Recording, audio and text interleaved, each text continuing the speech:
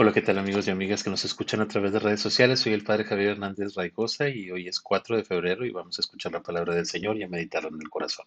El día de hoy tenemos la primera lectura tomada de la carta a los Hebreos que dice lo siguiente. Hermanos, cuando ustedes se acercaron a Dios, no encontraron nada material como en el Sinaí, ni fuego ardiente, ni oscuridad, ni tinieblas, ni huracán, ni estruendo en las trompetas, ni palabras pronunciadas por aquella voz que los israelitas no querían volver a oír nunca. En efecto, tan terrible era aquel espectáculo que el mismo Moisés exclamó: Estoy aterrorizado y tiemblo. Ustedes, en cambio, se han acercado a Sión, al monte y la ciudad del Dios viviente, a la Jerusalén celestial, a la reunión festiva de miles y miles de ángeles, a la asamblea de los primogénitos, cuyos nombres están escritos en el cielo. Se han acercado a Dios, que es el juez de todos los hombres, y a los espíritus de los justos que alcanzaron la perfección. Se han acercado a Jesús, el mediador de la nueva alianza, cuya sangre derramada es más elocuente que la de Abel. Palabra de Dios. Te alabamos, Señor. Al Salmo 47 respondemos: Recordamos, Señor, tu gran amor. Grande es el Señor y muy digno de alabanza en la ciudad de nuestro Dios. Su monte santo, altura hermosa, es la alegría de toda la tierra. Recordamos, Señor, tu gran amor. El monte Sión, en el extremo norte, es la ciudad del Rey Supremo. Entre sus baluartes han surgido Dios como una fortaleza inexpugnable. Recordamos, Señor, tu gran amor.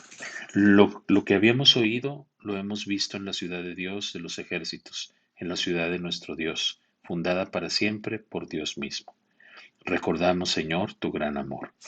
Recordamos, Señor, tu gran amor en medio de tu templo. Tu renombre, Señor, y tu alabanza llenan el mundo entero. Recordamos, Señor, tu gran amor.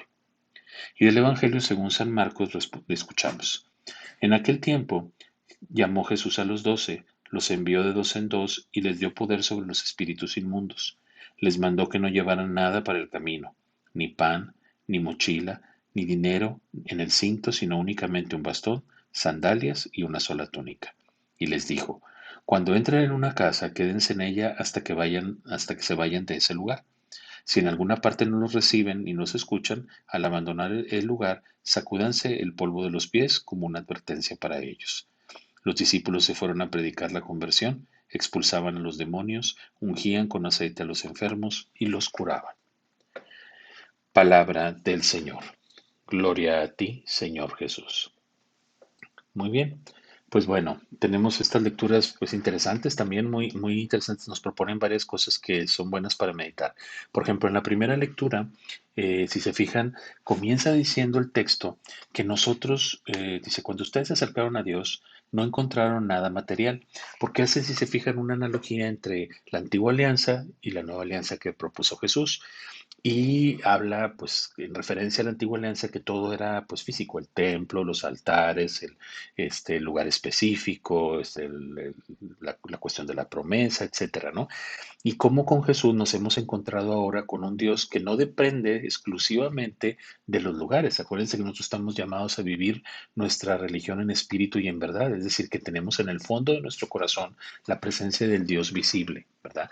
Que el Dios la presencia de Dios invisible en nosotros que se hace visible. Eso es más bien lo que quiero decir. ¿Y cómo se hace Dios visible? Pues bueno, es ahí el contraste que vemos con la segunda lectura. La manera en la cual Dios quiere llegar a nosotros actualmente es a través también del amor y la misericordia que podemos darle a los demás. Fíjense cómo los discípulos, o sea, son escogidos de dos en dos, ¿verdad? Como para que no vayas tú solo y solamente sea una interpretación tuya la que tú das, o sea, que no nada más hables de la bondad de Dios o hables de lo que Jesús te vino a decir, sino que está esta dupla, este equipo que hacen estos dos para que entre los dos, aparte de predicar también, practiquen la misericordia, la caridad y el servicio a los demás. Termina diciendo el Evangelio que los discípulos se fueron a predicar la conversión, o sea, predicaban y expulsaban demonios, ¿sí? Ungían con aceite a los enfermos y los curaban. Es decir, no solamente basta con predicar el Evangelio, sino tiene que reflejarse en las acciones de caridad, de misericordia y de servicio que tenemos con los demás. Nosotros no estamos llamados a vivir en la antigua alianza, estamos llamados a vivir en la nueva.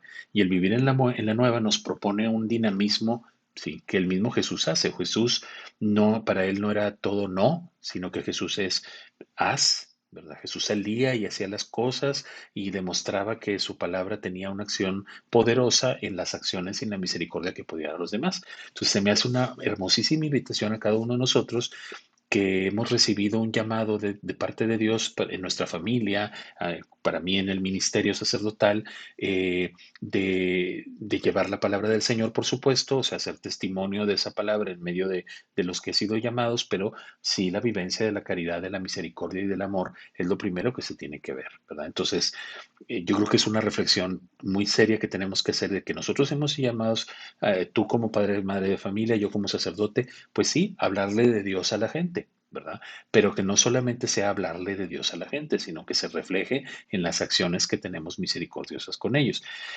También pensar que o sea, que el que envía es Jesús, no somos nosotros. O sea, que nosotros estamos en donde estamos porque Jesús quiere que ahí estemos. No podemos estar comparando los llamados de otras personas y preguntándonos por qué está esa persona en tal lugar y yo no. O sea, por qué tiene esa familia esta persona y yo no la tengo. O por qué tengo yo este trabajo y esta persona tiene otro puesto. Dios sabe por qué cada quien está en el lugar en el que está. Yo creo que la diferencia está en que nos asumamos como realmente escogidos por Dios y tú escoges si decides ser enviado por una persona, o sea, por tu jefe o por, no sé, XY, o si decides que ha sido enviado por Jesús.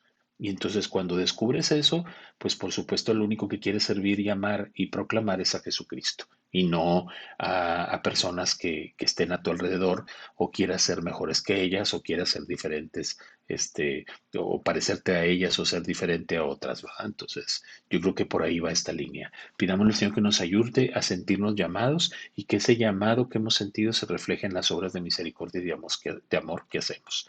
Que tengas un excelente día, cuídate mucho, te doy mi bendición. La bendición de Dios Todopoderoso, Padre, Hijo y Espíritu Santo, descienda sobre ustedes y permanezca para siempre. Cuídense mucho. Chao.